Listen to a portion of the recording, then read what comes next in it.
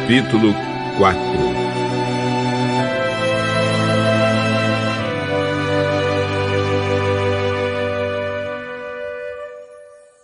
Jesus, cheio do Espírito Santo, voltou do Rio Jordão e foi levado pelo Espírito ao deserto. Ali ele foi tentado pelo diabo durante 40 dias.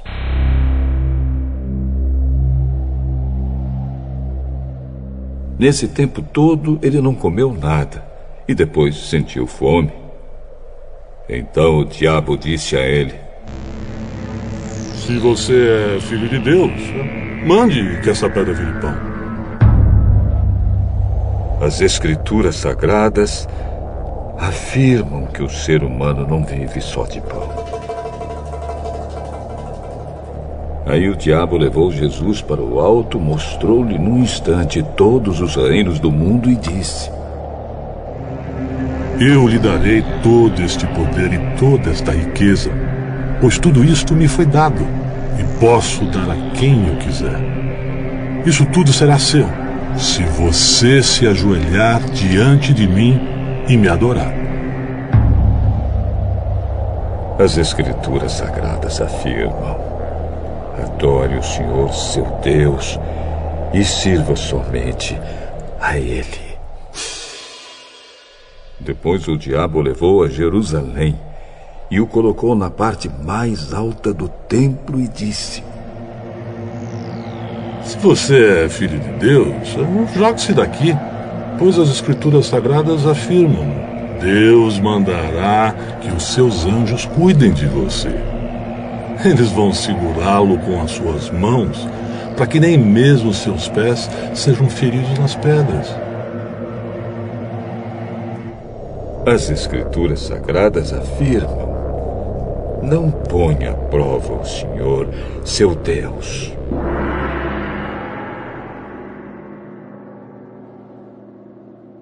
Quando o diabo acabou de tentar Jesus de todas as maneiras, foi embora por algum tempo.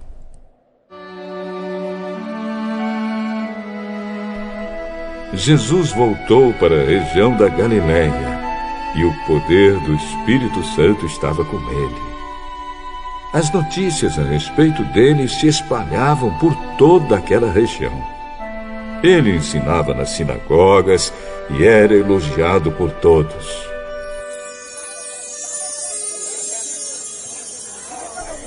Jesus foi para a cidade de Nazaré, onde havia crescido. No sábado, conforme o seu costume, foi até a sinagoga. Ali ele se levantou para ler as Escrituras Sagradas e lhe deram o livro do profeta Isaías. Ele abriu o livro e encontrou o lugar onde está escrito assim: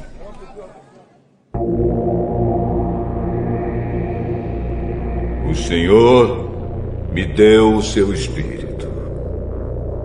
Ele me escolheu para levar boas notícias aos pobres, e me enviou para anunciar a liberdade aos presos, dar vista aos cegos, libertar os que estão sendo oprimidos e anunciar que chegou o tempo em que o Senhor salvará o seu povo.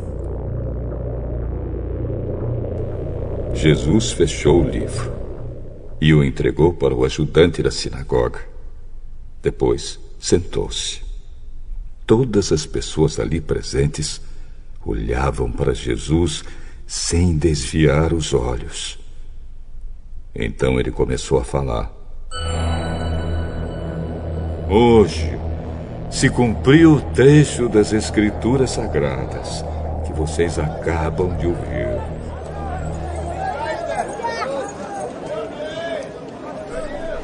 Todos começaram a elogiar Jesus, admirados com a sua maneira agradável e simpática de falar. Ele não é filho de José? Então Jesus disse: Sem dúvida, vocês vão repetir para mim o ditado: Médico, cure-se a você mesmo. E também vão dizer: Nós sabemos de tudo o que você fez em Cafarnaum. Faça as mesmas coisas aqui, na sua própria cidade. Eu afirmo a vocês que isto é verdade. Nenhum profeta é bem recebido na sua própria terra. Eu digo a vocês que, de fato, havia muitas viúvas em Israel no tempo do profeta Elias, quando não choveu durante 3 anos e meio. E houve uma grande fome em toda aquela terra. Porém, Deus não enviou Elias a nenhuma das viúvas que viviam em Israel, mas somente a uma viúva que morava em Sarepta, perto de Sidom. Havia também muitos leprosos em Israel no tempo do profeta Eliseu, mas nenhum deles foi curado. Só Naamã, o sírio, foi curado.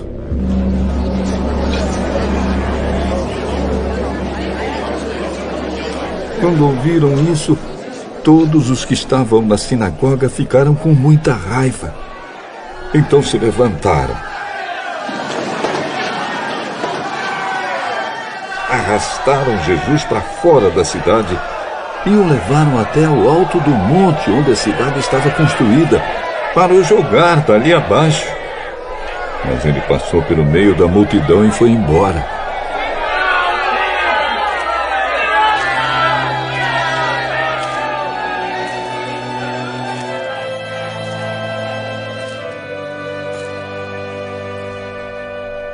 Então Jesus foi para Cafarnaum, uma cidade da região da Galiléia. Ali ele ensinava o povo nos sábados. Eles estavam muito admirados com a sua maneira de ensinar, pois Jesus falava com autoridade.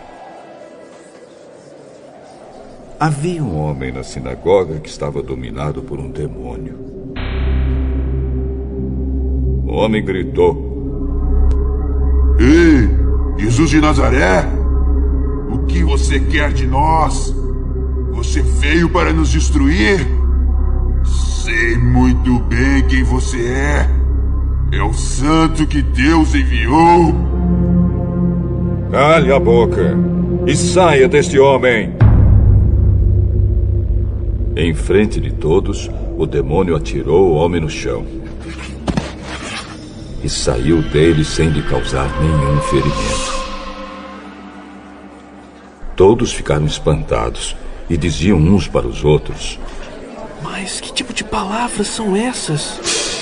Este homem com autoridade e poder expulsa os espíritos maus e eles vão embora.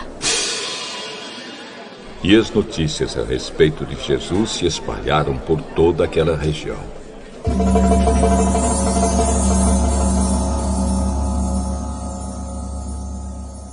Jesus saiu da sinagoga e foi até a casa de Simão. A sogra de Simão estava doente com febre alta e contaram isso a Jesus. Então ele parou ao lado da cama e deu uma ordem à febre. A febre saiu da mulher e no mesmo instante ela se levantou e começou a cuidar deles.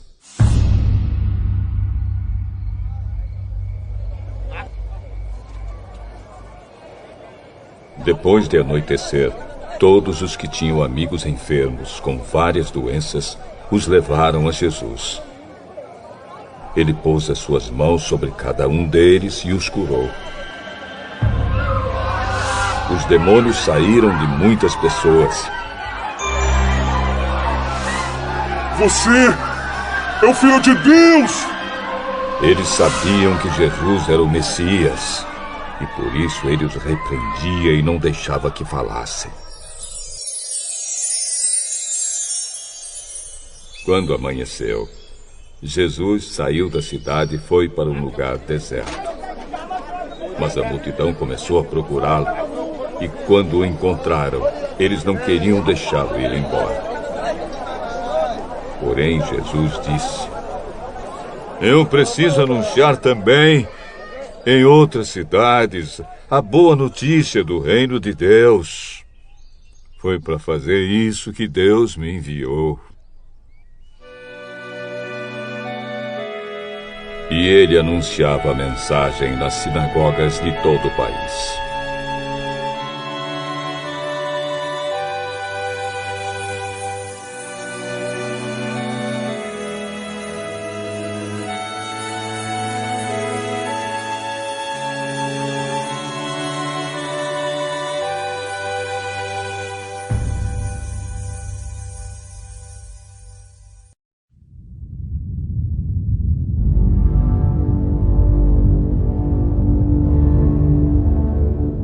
Ezequiel, capítulo 44.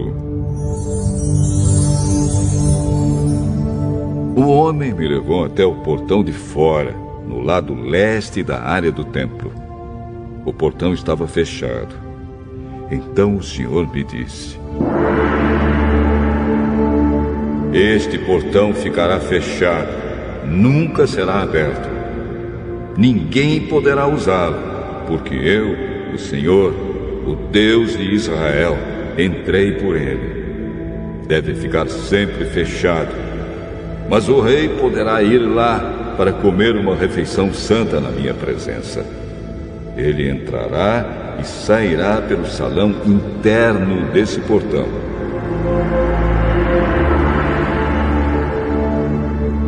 Então o homem me fez passar pelo portão do norte e me levou para a frente do templo. Olhei e vi que o templo estava cheio da glória do Senhor. Eu me atirei de comprido no chão. Então o Senhor me disse: homem mortal, preste atenção em tudo o que você vir e ouvir. Eu vou lhe dar as leis e regulamentos do templo. Note bem quais as pessoas que têm permissão para entrar no templo e as que não têm. Diga a esses israelitas rebeldes que eu, Senhor Deus, não vou tolerar mais as coisas vergonhosas que eles estão fazendo. Eles têm profanado o meu templo, deixando estrangeiros que não foram circuncidados, gente que não me conhece, entrar no pátio do templo quando a gordura e o sangue dos sacrifícios estão sendo oferecidos a mim.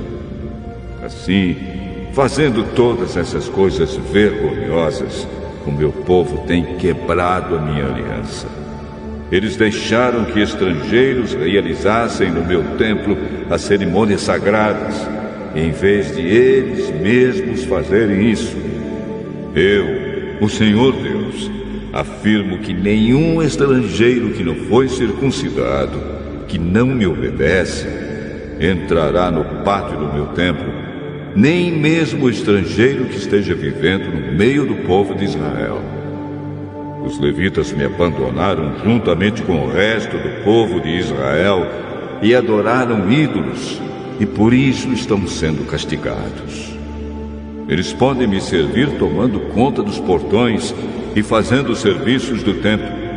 Podem matar os animais que o povo traz como ofertas para serem completamente queimadas e como sacrifícios. E ficarão no meio do povo, prontos para servir.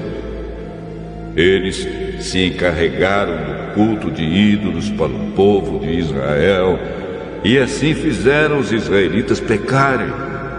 Por isso eu, o Senhor Deus, juro solenemente que serão castigados. Eles não me servirão como sacerdotes, nem chegarão perto de nada que seja santo para mim, nem entrarão no lugar santíssimo. O castigo pelas coisas vergonhosas que eles fizeram é este: eu os encarrego de guardar o templo e de fazer todos os serviços dele. O Senhor Deus disse: porém, quando todo o resto do povo de Israel se afastou de mim, os sacerdotes da tribo de Levi, que são descendentes de Zadok, continuaram a me servir fielmente no templo. Agora, eles me servirão e virão até a minha presença para me oferecer a gordura e o sangue dos sacrifícios. Somente eles entrarão no meu templo, servirão no meu altar e se encarregarão do culto no templo. Quando entrarem pelo portão do pátio de dentro do templo, deverão vestir roupas de linho. Quando estiverem de serviço no pátio de dentro ou no templo, não deverão usar nada que seja feito de lã. Deverão usar turbantes de linho e calças de linho, mas, para não suarem, não usarão cinto. Antes de saírem para o pátio de fora, onde o povo está, deverão primeiro tirar as roupas que usaram ao servirem no templo, deixando-as nas salas sagradas.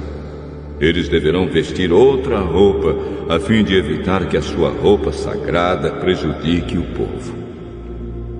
Os sacerdotes não devem rapar a cabeça, nem deixar o cabelo ficar comprido, mas devem cortá-lo com decência. Os sacerdotes não beberão vinho antes de entrar no pátio de dentro. O sacerdote não poderá casar nem com viúva, nem com mulher divorciada, mas somente com uma virgem israelita ou com a viúva de um sacerdote. Os sacerdotes ensinarão ao meu povo a diferença entre o que é santo e o que não é, e entre o que é puro e o que é impuro. Quando houver uma questão legal, os sacerdotes decidirão o caso de acordo com as minhas leis. Eles comemorarão as festas religiosas de acordo com as minhas leis e regulamentos e manterão santos os sábados. O sacerdote não deverá tocar num morto porque, se fizer isso, ficará impuro, mas poderá tocar no cadáver do pai ou da mãe, ou de um filho, ou de um irmão, ou de uma irmã solteira. Depois que ele se purificar de novo, deverá esperar 7 dias. Então entrará no pátio de dentro do templo e oferecerá um sacrifício pela sua purificação, para que assim possa servir de novo no templo. Sou eu, o Senhor Deus, quem está falando.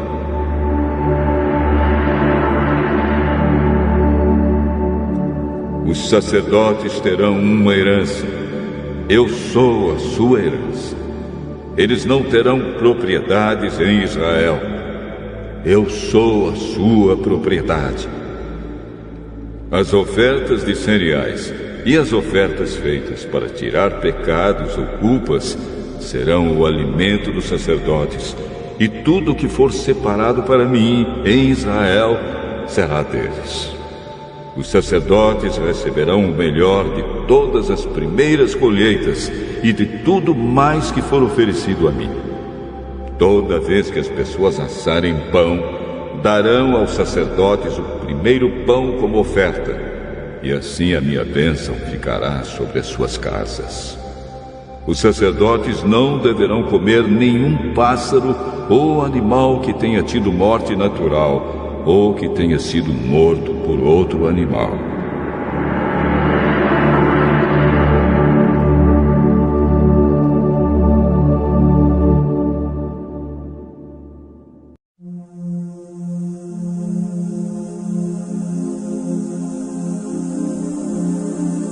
Ezequiel, capítulo 45.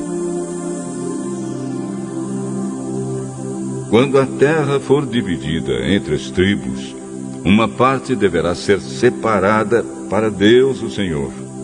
Essa parte medirá 12,5 km por 10 km e será santa. Nessa área será reservado para o templo um terreno quadrado de 250 metros de cada lado. Em volta desse terreno haverá um espaço livre de 25 metros de largura. Da área total será separado um terreno de 12,5 km de comprimento por 5 de largura. Ali ficará o templo, que é o lugar mais sagrado de todos. Esta será a parte santa da terra de Israel, separada para os sacerdotes que servem o Senhor no seu templo. Ali eles terão as suas casas, e ali ficará a área sagrada do templo. Além disso, haverá outro terreno de 12,5 quilômetros de comprimento por 5 de largura, separado para ser propriedade dos levitas que fazem o serviço no templo. Ali haverá cidades para eles morarem. Ao lado da área santa, haverá outra área de 12,5 quilômetros por 2,5, separada para ser uma cidade em que qualquer israelita poderá morar. Uma parte da terra de Israel será do rei. Partindo da área santa e dos terrenos da cidade, a parte do rei irá na direção oeste até o mar Mediterrâneo e a leste até a divisa oriental. De leste a oeste terá o mesmo comprimento de uma das áreas das tribos de Israel. Esta será a parte que o rei terá na terra de Israel. Assim ele nunca mais explorará o povo, porém deixará que o resto do país pertença às tribos de Israel.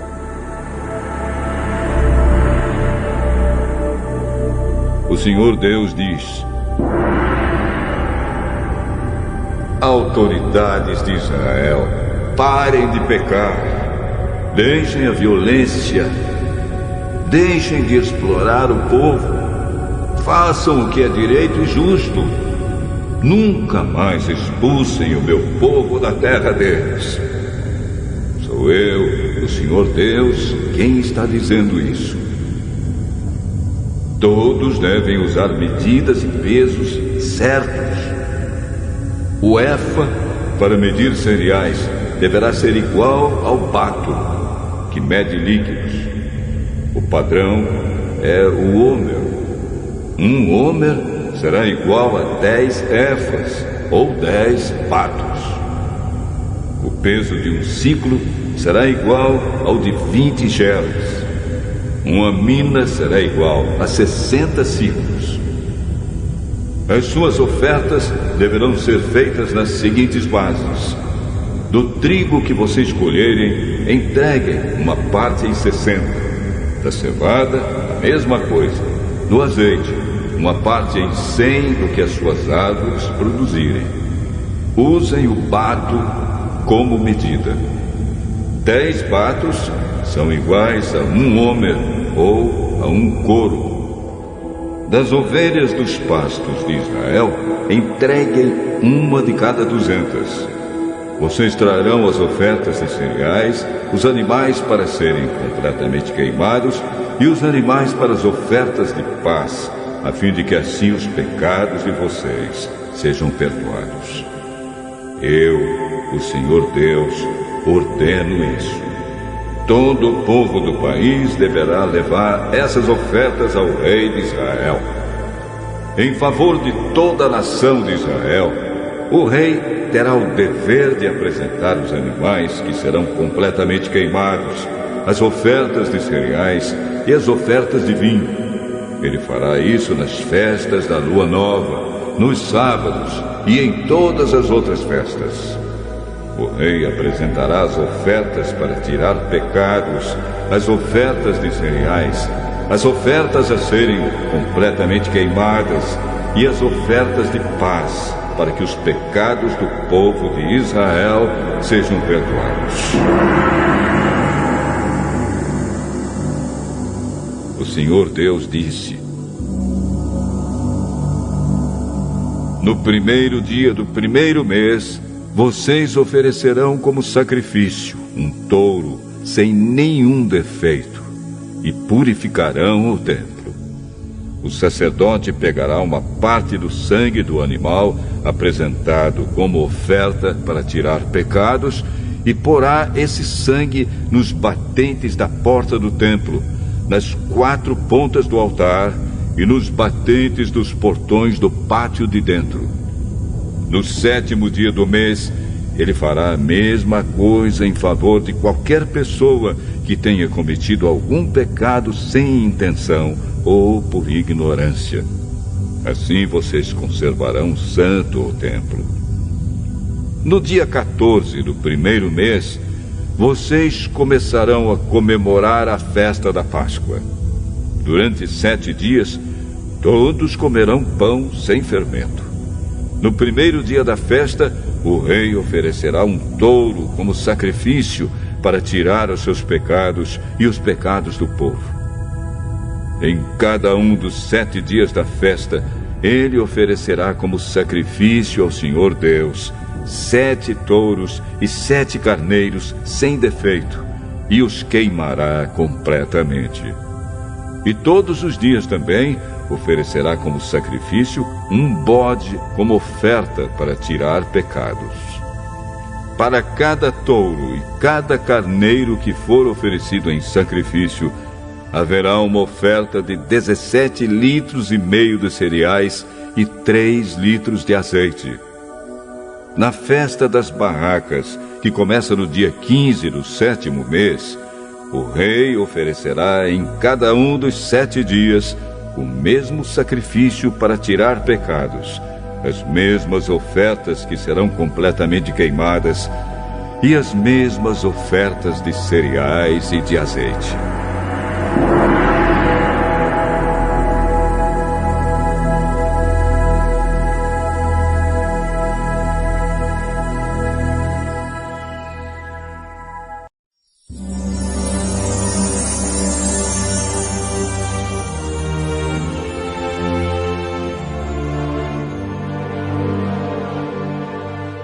Isaías, capítulo 64.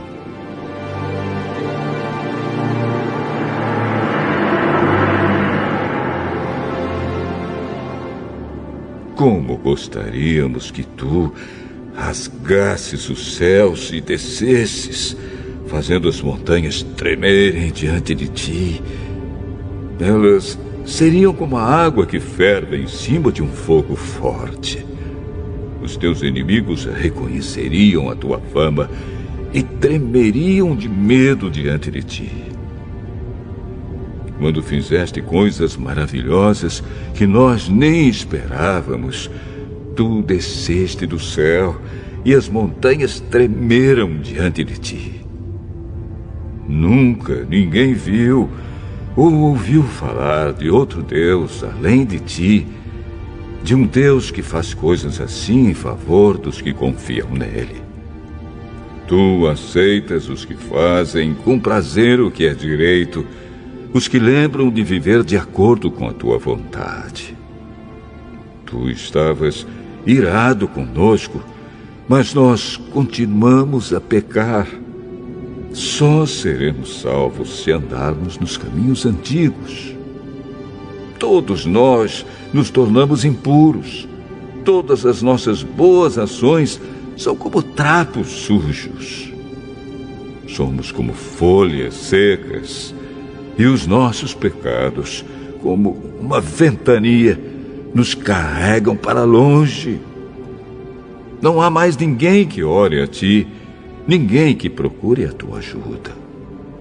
Por causa dos nossos pecados, tu te escondeste de nós e nos abandonaste.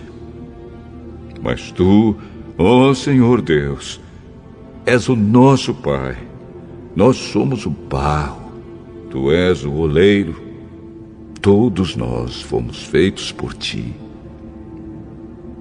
Não continues tão irado, ó Senhor, nem lembres para sempre os nossos pecados. Não esqueças que somos o teu povo. As tuas santas cidades viraram um deserto. Jerusalém está arrasada. O Monte Sião está abandonado. O nosso belo e sagrado templo, onde os nossos antepassados te louvaram, foi destruído pelo fogo. Tudo o que amávamos está em ruínas. Vendo tudo isso, ó Senhor, não vais fazer nada? Será que vais ficar calado e nos castigar mais ainda?